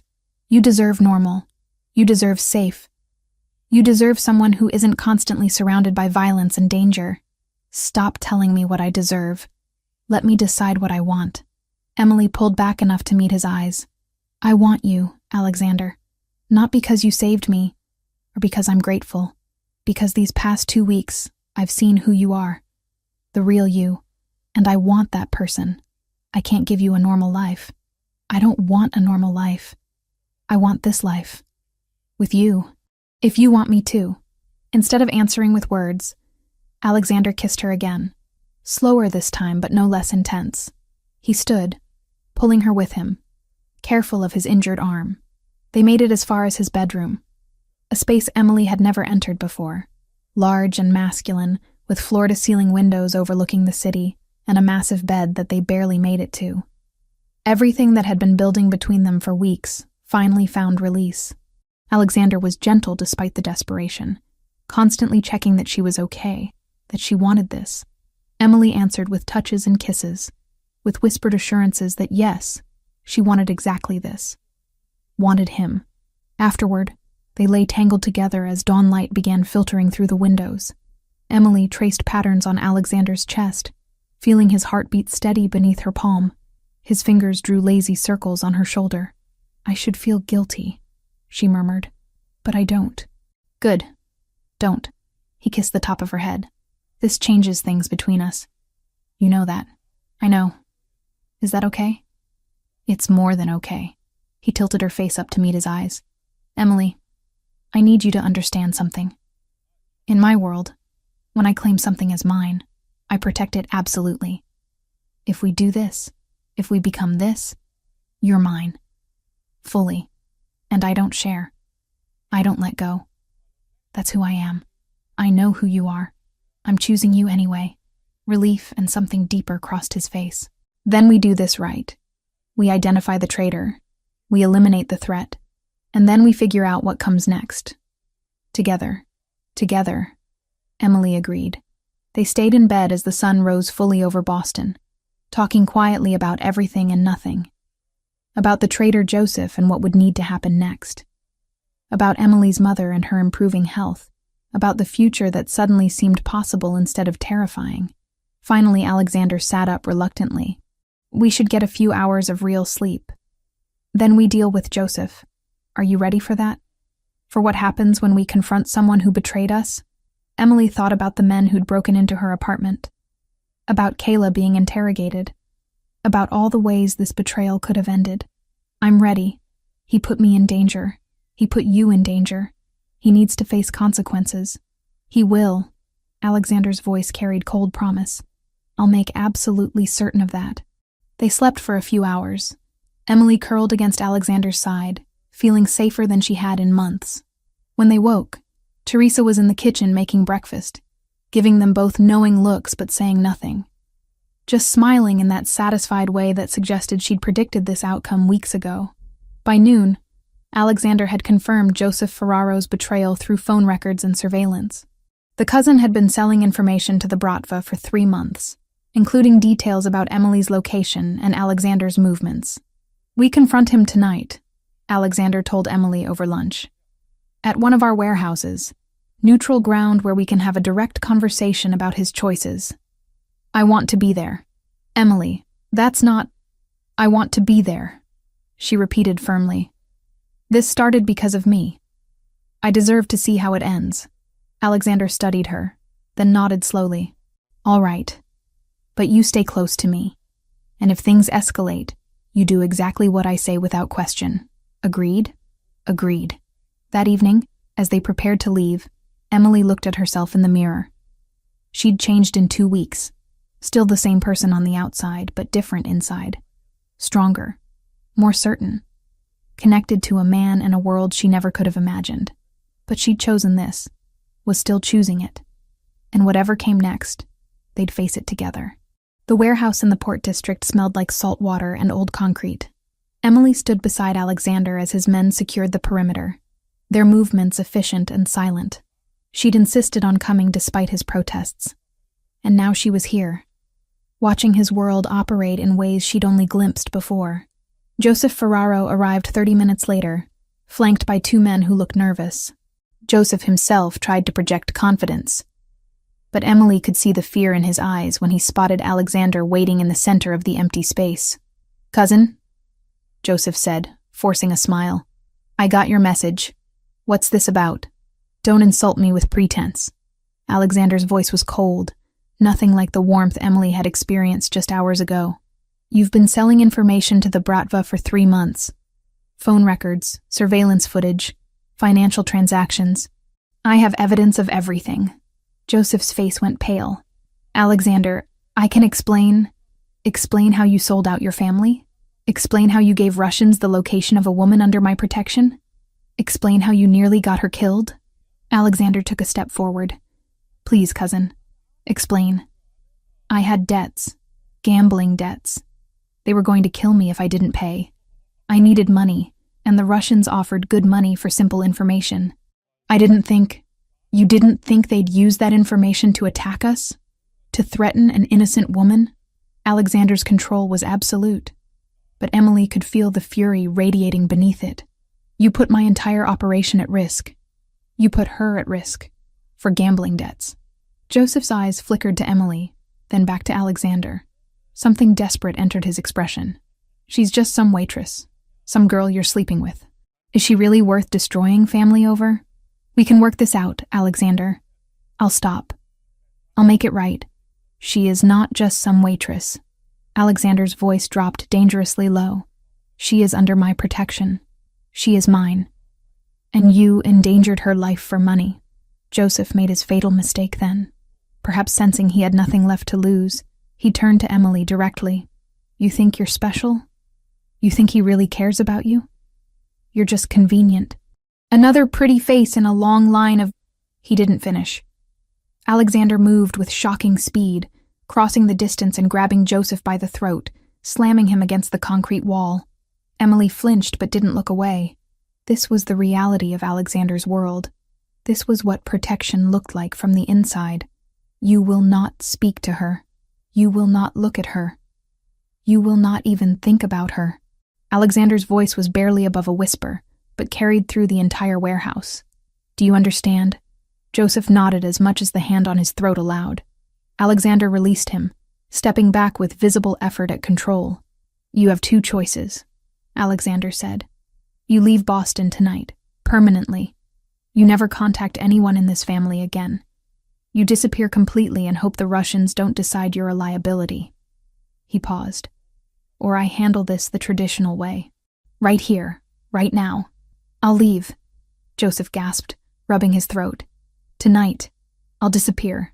Just let me go. Alexander looked at his men. Get him out of my sight. Make sure he's on a plane by midnight. I don't care where it goes as long as it's far from here. They dragged Joseph away, his protests fading as they exited through a side door. Emily stood frozen, processing what she'd just witnessed. Alexander turned to her, his expression carefully neutral. Are you all right? I think so. That was intense. That was mercy. In my world, betrayal usually ends differently. He moved closer. Are you having second thoughts about all this? About us? Emily considered lying.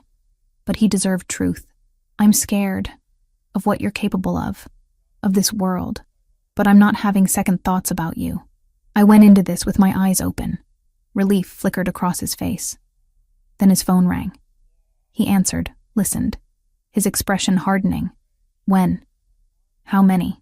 A pause. Send our response. Standard protocols, and get Nicholas here immediately. He ended the call and looked at Emily. The Russians just sent a representative to one of our legitimate businesses. They want to negotiate. Negotiate what? You. They want you handed over as compensation for the disruption we've caused their operations. Or they're threatening full-scale war. Emily's blood ran cold. What did you tell them? I told them to prepare for war. The next week was unlike anything Emily had experienced. Alexander's home became a command center. Men came and went at all hours, bringing reports and receiving orders.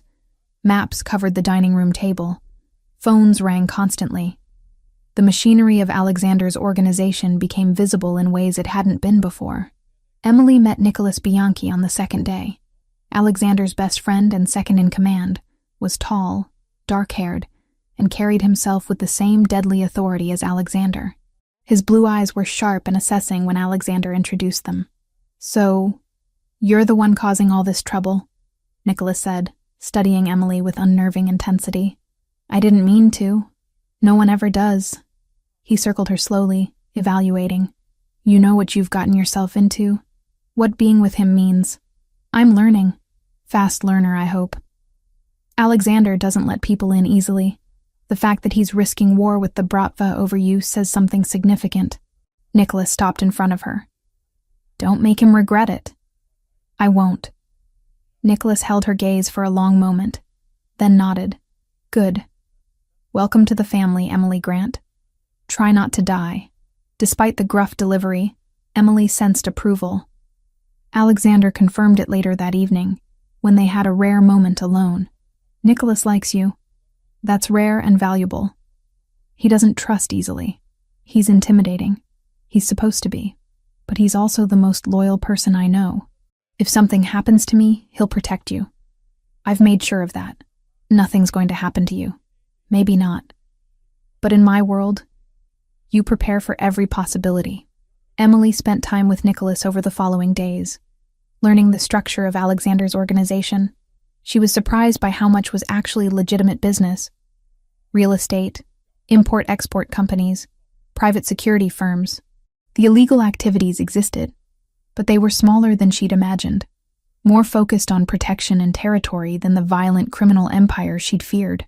She also called Kayla, finally able to check on her friend properly. Kayla was fine, protected by discreet security she barely noticed. She knew something had happened but accepted Emily's vague explanations about relationship drama and needing space to sort things out. You sound different, Kayla observed. Happier. Whoever this guy is, he must be special. He is, Emily agreed, glancing across the room where Alexander was deep in conversation with 3 men in expensive suits. Very special. By the end of the week, arrangements had been made. A neutral meeting ground, mediated by a council of older family heads who'd been operating in Boston for generations. The Bratva would present their grievances.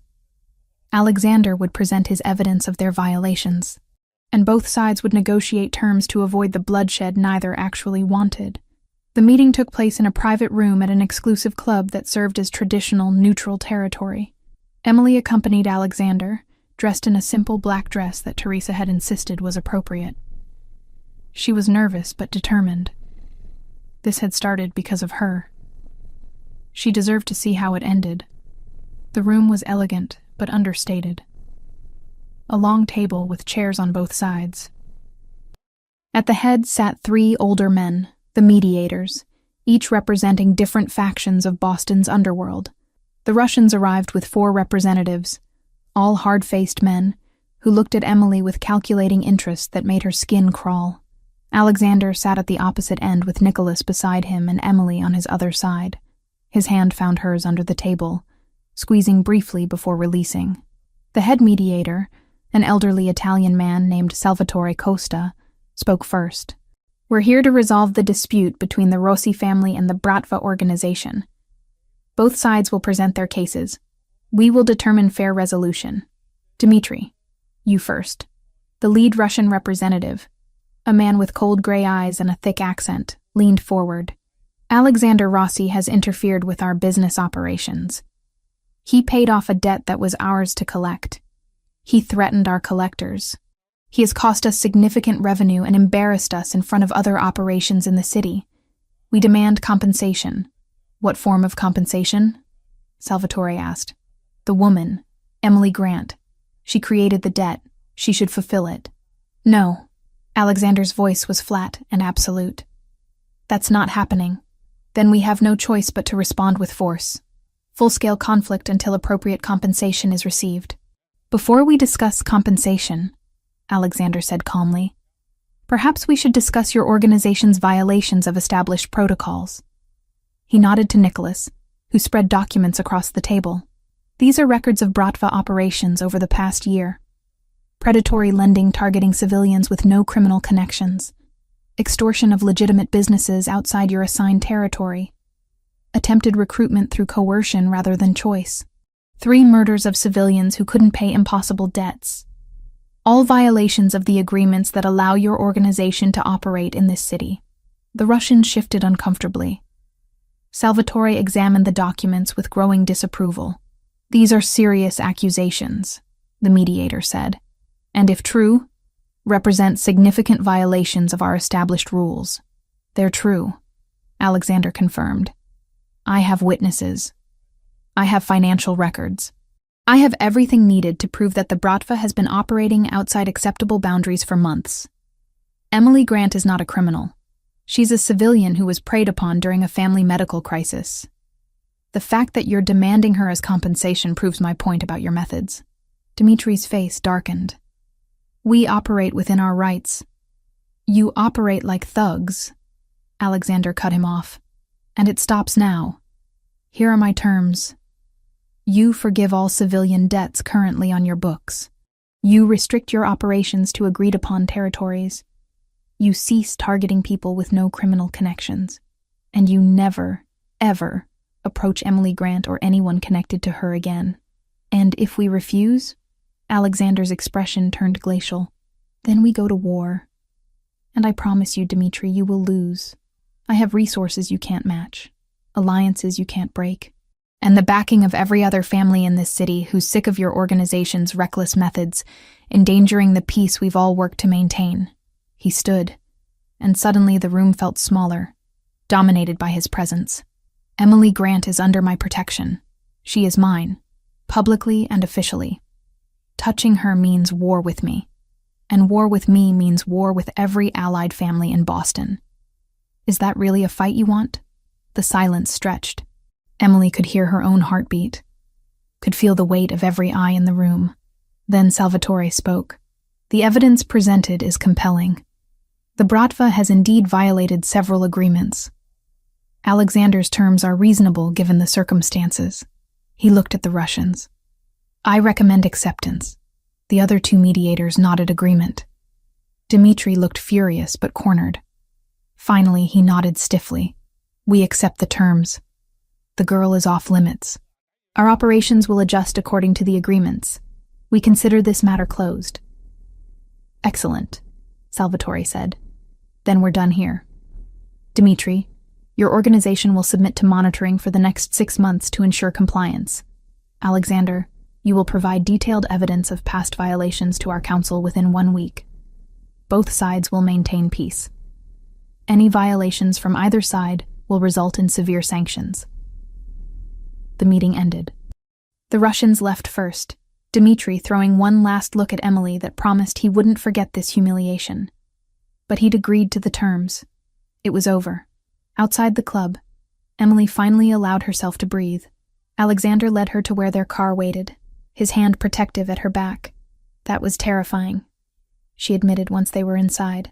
I know, but necessary. You needed to see how this world really works. The negotiations, the politics, the constant balancing of power and territory. He took her hand. This is what my life looks like, Emily. Meetings and threats and always playing chess while everyone else plays checkers. Can you live with that? She thought about everything she'd seen over the past week. The late-night strategy sessions, the constant vigilance, the weight Alexander carried every single day, the violence lurking beneath the surface of every interaction. This was real. This was permanent. This was the world she'd chosen when she'd chosen him. Yes, she said finally. I can live with that, as long as I'm living it with you. Alexander pulled her close, kissing her with a desperation that spoke of relief and gratitude and something deeper. When they broke apart, he pressed his forehead to hers. I won't let anything happen to you. Ever. That's a promise I'll keep until my last breath. I know. I trust you. The words felt monumental. Trust. Real trust. After everything. After seeing exactly who he was and what he was capable of. She trusted him anyway. They drove back to Beacon Hill in comfortable silence, hands linked between them. The immediate threat was over. The Russians had backed down. Emily was officially, publicly, under Alexander Rossi's protection. Safe in a way she'd never been before, but she also understood now what that safety cost. The constant vigilance, the negotiations, the chess game that never ended. Alexander played it all so she didn't have to, bore that weight so she could have peace. That night, lying in his bed with his arms around her and the city lights painting patterns on the ceiling, Emily thought about everything that had led here, the desperate choice to borrow money from criminals, the terror of the break-in, the moment she'd sent that text asking for help, every decision that had brought her to this place, this man, this strange new life. She didn't regret any of it, even knowing what she knew now, even understanding the true cost and complexity of the world she'd entered. She'd choose it again, choose him again, because Alexander Rossi, dangerous and powerful and complicated as he was, had seen her when she was invisible, had protected her when she was vulnerable, had given her back her life and her mother's life, and somewhere in all that, she'd fallen completely in love with him. She hadn't said it yet. Neither had he, but the feeling was there, undeniable, and growing stronger every day. They'd have time for words later. For now, wrapped in safety and warmth and each other, this was more than sufficient. Tomorrow would bring new challenges. Tomorrow always did in Alexander's world. But they'd face it together, and that made all the difference. 6 months had passed since the confrontation with the Bratva at the neutral meeting ground. 6 months of building something real from the chaos that had brought them together. Emily stood in front of the mirror in Alexander's bedroom, adjusting the deep burgundy dress she'd chosen for the evening. 27 years old today. A year ago, she'd been drowning in debt and fear, working double shifts and watching her mother slowly die. Now everything had changed in ways she still sometimes struggled to believe were real. Her phone buzzed with a text from her mother. Happy birthday, sweetheart. Feeling great today. Dr. Wells says my scans are still perfect. Enjoy your evening with Alexander. Love you. Emily smiled, warmth flooding her chest. Sarah had completed her chemotherapy treatment 5 months ago. The cancer was in remission. Monthly scans showed no signs of recurrence. Her mother was healthy, vibrant, talking about going back to work part-time at the clinic where she'd been a nurse before the diagnosis. It felt like a miracle every single day. The apartment Emily officially lived in, a modern penthouse in Back Bay that Alexander had purchased and put in her name 2 months after the Russian situation was resolved, remained mostly empty. She spent maybe 2 nights a week there, and those were usually when Alexander had late business that kept him out until dawn. The rest of the time, she was here, in his space, in his bed, in his life. They'd never formally discussed moving in together. It had just happened organically, her belongings migrating from the Back Bay place to Beacon Hill, until Teresa started doing Emily's laundry along with Alexander's and keeping her favorite tea stocked in the kitchen. Emily heard movement in the living room and smiled. Alexander had been mysterious all day about tonight's plans, insisting she be ready by 7 but refusing to explain anything else. She applied minimal makeup, pulled her hair into a loose updo, and slipped on the heels that made her legs look longer than they actually were. When she emerged from the bedroom, the entire apartment had been transformed. Candles everywhere, casting warm, flickering light. Soft Italian music played from hidden speakers. And in the dining room, the table had been set for 2 with fine china and crystal that Emily had never seen before. Alexander stood by the window, dressed in dark slacks and a charcoal button-down, sleeves rolled to his elbows in that way that always made her heart beat faster. He turned when he heard her approach, and the look in his dark eyes made her forget how to breathe for a moment. "You're beautiful," he said simply, crossing to her and taking her hands. "Happy birthday, Emily. What is all this?" "Dinner. I cooked it myself, so lower your expectations accordingly." He smiled, that rare, full smile that transformed his entire face. "Come sit." He'd actually cooked. Emily discovered this as he brought out course after course from the kitchen, each dish more impressive than the last. Homemade pasta with a sage butter sauce, chicken piccata that melted on her tongue, roasted vegetables seasoned perfectly, bread that was still warm. "Alexander, this is incredible. Where did you learn to cook like this?" "My mother taught me. Before she got sick, she used to insist I spend time in the kitchen with her. Said that a man who couldn't feed himself was only half a man." His expression softened with memory. These were her recipes, the ones she made for special occasions. Emily felt tears prick her eyes at the significance of that. He'd made her his mother's special occasion food, had shared something deeply personal and precious. "Thank you for sharing this with me. It means more than you know." They ate slowly, talking about everything and nothing. Emily told him about her classes at Northeastern University, where she was enrolled in an evening nursing program. The workload was intense, but she loved it. Loved learning about anatomy and pharmacology and patient care. Loved knowing she was working toward something meaningful. "How's your clinical rotation going?" Alexander asked, refilling her wine glass. "Exhausting, but amazing. I'm at Boston Children's Hospital right now. Pediatric oncology. It's heartbreaking and inspiring at the same time. These kids going through hell but still smiling, still fighting." She paused. "I think I want to specialize in oncology. After everything with my mom, it feels right. You'll be excellent at it. You have the right combination of compassion and strength." They talked about the cafe too. Emily had returned to working at the Morning Brew 3 mornings a week. Not because she needed the money, but because she genuinely enjoyed it. The routine, the customers, the comfort of making coffee and chatting with regulars. And Alexander still showed up at 7:15 sharp every morning she worked, ordering his double espresso and leaving ridiculous tips before they'd leave together, his hand finding hers as they walked out. Kayla was still there too, still her friend despite everything. The protection had been reduced to occasional check-ins after the Russian agreement held firm. Kayla knew most of the truth now, knew who Alexander really was, and what Emily had gotten involved in. She'd been surprisingly accepting about the whole thing. "He makes you happy," Kayla had said simply, "and he kept you safe. That's what matters." "Speaking of Kayla," Alexander said, as if reading her thoughts, "she's dating one of my security team. Did you know that?" Emily laughed. Marco? Yes, she told me. She says he's the first guy in years who actually listens when she talks. Marco's a good man. If he hurts her, I'll have to kill him. But he's a good man.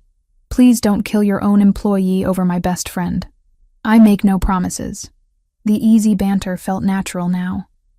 They'd found a rhythm over the past 6 months, learning how to navigate the complications of their very different worlds.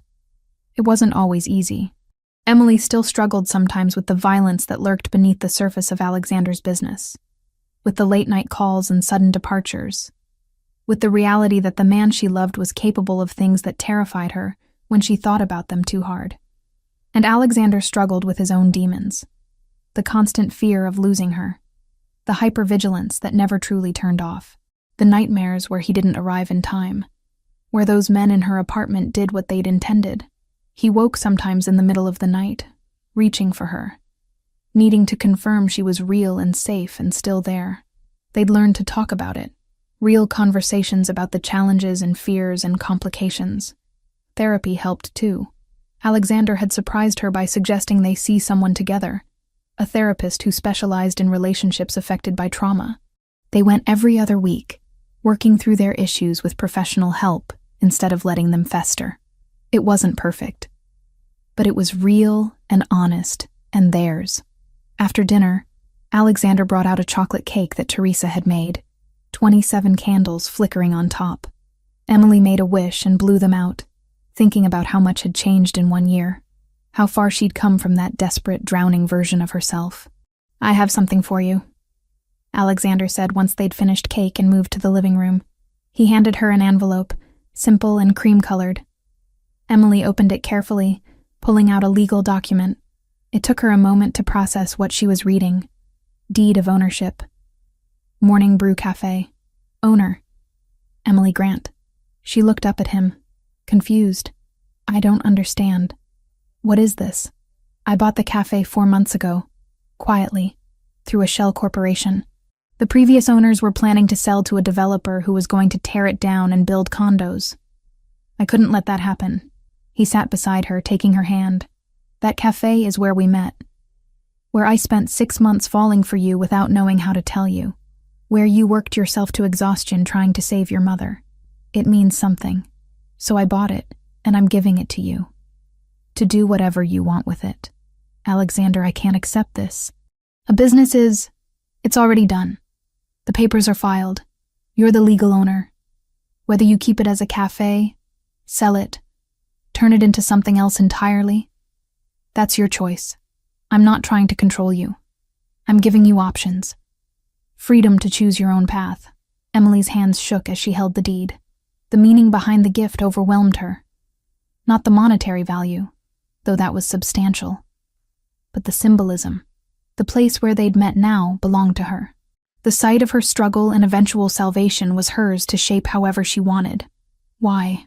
she whispered. "Because you deserve to have something that's entirely yours. Something I didn't rescue you into, didn't buy to keep you safe. Something you can build however you choose." He brushed a tear from her cheek. "I know you worry sometimes that everything in your life now is because of me, that you're dependent on me in ways that make you uncomfortable. This is my way of saying that's not true. You're your own person, Emily, with your own dreams and your own future. I just want to be part of it if you'll let me." The tears fell freely now. Emily set the deed aside and moved into Alexander's lap, wrapping her arms around his neck. "I love you. I've loved you for months, but I was scared to say it.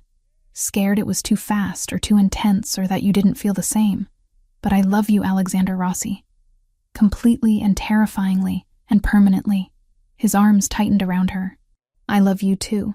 Have loved you since before I knew your name. Since I watched you slip an extra pastry to that struggling college student and thought, there, that's what goodness looks like." He pulled back enough to meet her eyes. "I can't promise you a normal life. I can't promise there won't be danger or complications, or nights when you hate what I am and what I do. But I can promise I'll love you through all of it. That I'll protect you and choose you and build whatever future you want as long as you're in it. I don't want normal. I want this. I want you. With all the complications and challenges and fear. I want the real thing, not some sanitized version. Then that's what you'll have. All of me. exactly as I am. They stayed like that for a long time, holding each other, the weight of their declarations settling into something solid and permanent. The future stretched ahead, uncertain in its details but certain in its foundation. They'd face whatever came together. Eventually, they moved to the terrace. The same terrace where they'd first really connected 6 months ago, where Emily had found Alexander at 3 a.m, and they'd sat in companionable silence while the city hummed below them. The view hadn't changed. Boston spread out in all directions, lights twinkling like stars, the harbor dark and vast beyond. But everything else had transformed. Emily was no longer the desperate woman drowning in impossible choices. Alexander was no longer the isolated man carrying his burdens alone. They'd found each other in the chaos and built something real from the wreckage. "What are you thinking?" Alexander asked, his arm around her waist as they looked out at the city. "That a year ago, I thought my life was over, that I'd made choices that would destroy everything. And instead, those choices led me here, to you, to this life I never could have imagined. Do you regret any of it? Even the scary parts?" Emily considered that seriously. The terror of the break-in, the weight of owing money to criminals, the violence she'd witnessed in Alexander's world, the constant low-level fear that came with loving someone who lived perpetually in danger. "No," she said finally, "I don't regret any of it, because it was all necessary to get here, to find you, to become who I am now." "And who are you now?" "Someone stronger. Someone who knows what she wants and isn't afraid to reach for it. Someone who understands that safety and love sometimes look different than we expect them to." She turned to face him fully. "I'm yours, Alexander, and you're mine. That's who we are now." He kissed her then, soft and deep and full of promise. When they broke apart, he rested his forehead against hers. "Happy birthday, Emily Grant. Thank you for choosing me, for seeing past what I am to who I want to be, for giving me something worth protecting beyond duty and obligation. Thank you for saving me, for seeing me when I was invisible, for giving me back my life and my future." She smiled. "And for the cafe. That was either the most romantic or most insane gift anyone's ever given me. Both. It's definitely both." They laughed, the sound carrying out over the city, and stayed on that terrace until the night grew cold and the lights began to dim as Boston prepared for dawn. Tomorrow would bring its own challenges. Emily had classes in the evening. Alexander had meetings with associates from New York. Life would continue in all its complicated glory. But right now, wrapped in each other's arms with the city as their witness, they had everything they needed. Love that had survived trauma and fear and the weight of impossible circumstances. Partnership built on honesty and choice and genuine understanding. It wasn't a fairy tale ending. Real life never was. But it was their ending, their beginning, their middle. Everything they'd fought for and chosen and built together from the ashes of who they'd been before. And standing there in the darkness before dawn, Emily knew with absolute certainty that she'd do it all again. Every terrifying, impossible, beautiful moment. Because it had led her here. To him. To home. The city stretched below them, full of danger and possibility and everything in between. But up here, safe in Alexander's arms with her future spread out like stars, Emily had never felt more certain of anything. They'd found each other